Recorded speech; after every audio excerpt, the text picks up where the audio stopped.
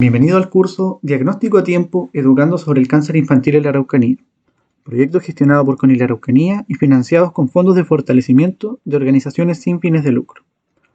Durante las próximas sesiones aprenderemos a reconocer las señales de alerta del cáncer infantil, con la finalidad de realizar un diagnóstico oportuno de la enfermedad y con esto aumentar la probabilidad de éxito del tratamiento. Dispondremos de 8 cápsulas de video acerca del cáncer infantil, la forma en la que se expresa y las señales de alertas a las que debemos estar atentos. Una vez que completes tu formación, podrás participar de diversas actividades de difusión sobre las señales de alerta del cáncer infantil. A continuación, recibiremos el saludo e inicio formal del curso por parte de Margarita Troncoso Geldres, directora de ONG CONIL. Hola a todos, quiero darles la más cordial bienvenida a este curso formativo de monitores de prevención de cáncer infantil. Gracias por participar. Sabemos que en la 9ª región hay muchos niños que se enferman de cáncer y decirles que es muy importante que ustedes hayan tomado la decisión de hacer este curso formativo. Por su formación, muchas familias serán beneficiadas en prevenir el cáncer infantil. Un abrazo para todos y éxito en en el transcurso de esta formación. Si bien la base del primer módulo es que logremos comprender la definición de la palabra cáncer, no podemos definirlo como un concepto lineal. ¿A qué me refiero con esto? A que si bien corresponde a un grupo de enfermedades que van a tener en común la presencia de células malignas, que van a tener un crecimiento invasivo y que esto va a estar determinado por diferentes signos y síntomas, tenemos que entender que el cáncer es una enfermedad que trae consigo una carga multidimensional, que va a afectar no solo al paciente, sino a su entorno. Por lo que para poder entender el concepto de cáncer debemos ampliar aún más la definición y abordarlo con un enfoque holístico. Ahora bien, ¿cuál es el real impacto que tiene el cáncer en la población, tanto a nivel mundial como en la realidad que tiene Chile? Durante los últimos 20 años, el cáncer se ha transformado en una de las principales causas de muerte a nivel mundial. En el año 2018 se diagnosticaron un total de 18 millones de personas con cáncer, y de estas 9.6 millones murieron a causa de esta enfermedad. Con las actuales tasas de crecimiento, con los cambios en los estilos de vida y el envejecimiento de la población, se proyecta que para el año 2040 habrá un incremento del 60% en el número de casos, llegando aproximadamente a 21.7 millones de nuevos diagnósticos de cáncer y 13 millones de muertes asociadas a esta enfermedad. La realidad es que la población chilena no está ajena y no está alejado a este incremento en el número de casos. Durante el año 2018 se diagnosticaron más de 53.000 casos de cáncer en Chile.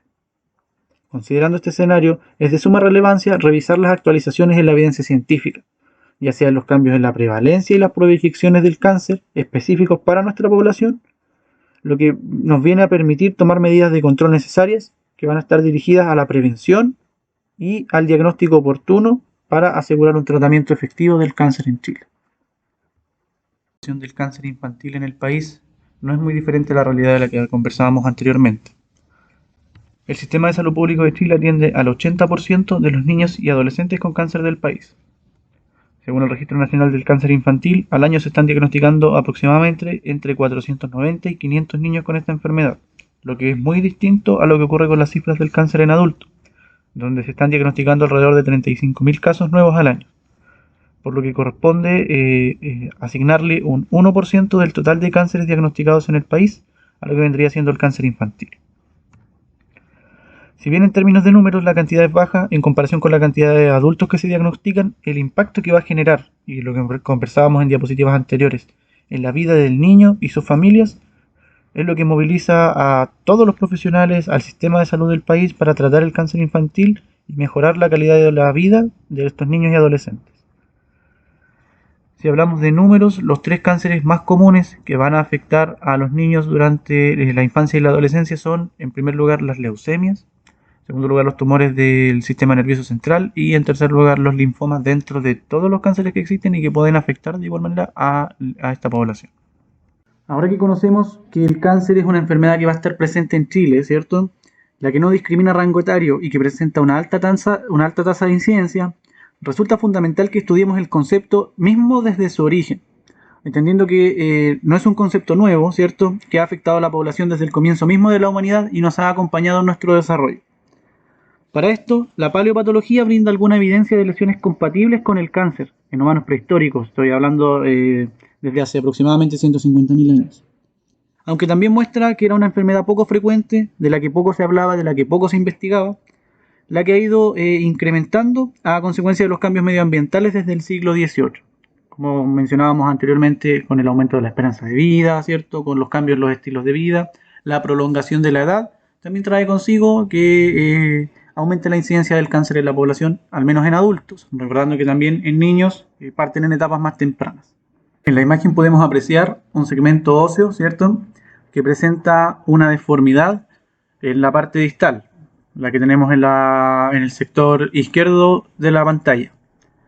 Esto es sugerente de un cáncer, ¿cierto?, un cáncer óseo que pudo haber ocurrido en este paciente y es la manifestación que estamos viendo ahora. En las primeras civilizaciones que contaron con asentamientos, como lo fue Sumeria y Egipto, la interpretación de la enfermedad como tal continuaba siendo sobrenatural. Adquiría este formato de religiosidad, pero un poco más compleja, donde eran los dioses menores y dioses mayores del mundo mesopotámico, que estaban representados o que tenían como atributo de poder las enfermedades más frecuentes y temidas.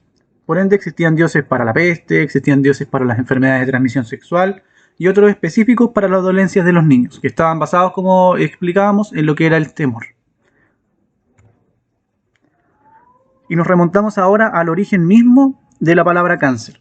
¿Cuándo empezamos a llamar a esta enfermedad, que como decíamos anteriormente, tomaba este concepto de religiosidad, pero sin nombre? ¿Cuándo se le entrega este concepto de cáncer? Entonces nos remontamos ahora al siglo IV a.C. Y es a través de los escritos hipocráticos donde se encontraron no solamente las primeras descripciones de estas patologías, de esta enfermedad, sino que también se encontró el origen etimológico de la palabra cáncer. Y es específicamente en el documento Corpus Hippocraticum, que es una colección de obras atribuidas a este gran pensador Hipócrates, donde se mencionan unas lesiones que vienen a ser de características ulcerosas y crónicas, que en muchas oportunidades se encontraban endurecidas y que progresaban sin un control. Se expandían por todos los tejidos y eran muy parecidas a las patas de un cangrejo, por lo que éste las denominó con la palabra griega que se lee cárquinos, dándole un significado ya un poco más técnico. Y una vez que esta palabra adquiere el paso desde el griego al latín, se traduce como cáncer. De allí el término cáncer, justamente, y adquiere ambos significados, al menos en esa época, estamos hablando del siglo IV a.C. Adquiere ambos significados, el del animal como tal y el de las úlceras malignas que describíamos anteriormente y que hoy en día conocemos ya en el sentido moderno. Siglos después, al formarse el castellano, se deriva de la palabra latina dos términos separados. Por una parte se utiliza un sufijo diminutivo y se forma la palabra cangrejo para denominar efectivamente al crustáceo. Y por otra parte, de la misma base, se consolida el término cáncer como un término ya adquirido propiamente tal para los médicos y que describe determinados tipos de lesión. Es importante entender también cómo el concepto de cáncer ha ido evolucionando con el tiempo, con el pasar de las generaciones y en diferentes regiones del mundo. Durante los últimos años del Imperio Romano no existió un incremento de los registros de cáncer. Ya continuaba siendo una enfermedad rara, lo demuestran los estudios que se hicieron en diferentes cementerios de aquella época. Durante el periodo medieval, en Europa, ya vamos avanzando en lo que es esta línea de tiempo, y por influencia del cristianismo, se aleja de este naturalismo científico, ya que habían entregado los griegos, por considerarlo pagano. Era contrario al pensamiento divino y esto produjo básicamente la pérdida de los conocimientos médicos, un retroceso, ¿ya? La mentalidad cristiana propuso una desvalorización del cuerpo y un concepto material más espiritual, una visión milagrista de la salud. En el periodo medieval existían escasos reportes de casos clínicos, ¿ya? No existía una evidencia adecuada de lo que era la prevalencia y el tratamiento del cáncer. Si bien existían algunos escritos, como los que se están viendo a continuación, no eran lo suficientemente específicos referente a cómo se definía el cáncer en aquella época. Con el pasar del tiempo y en la etapa del Renacimiento, se regresó a las fuentes originarias de lo que fue la cultura griega, de los aportes que ellos hicieron en la investigación del cáncer. lo que si bien no significó un cambio notable en la identificación del cáncer o en su tratamiento, las enfermedades fueron más temidas. Por lo tanto, el cáncer se seguía tratando con las medidas generales y en el caso, por ejemplo, de las lesiones externas, con las cauterizaciones, que vamos a ir viendo más adelante cómo fueron evolucionando los tratamientos en relación al tiempo. Y pasamos a una etapa que se conoce como el extraordinario siglo XVIII. Ya desde el Renacimiento se inició un movimiento naturalista y progresista que estaba basado en la fase experimental de la medicina. Existieron nuevos descubrimientos de anatomía, la circulación de la sangre y el descubrimiento de un mundo que era visible solamente al microscopio. Esto condujo paulatinamente hacia el reconocimiento de enfermedades diferenciadas. Ya no se hablaba solamente de enfermedades que provocaban fiebre o caquexias, eran definiciones más complejas.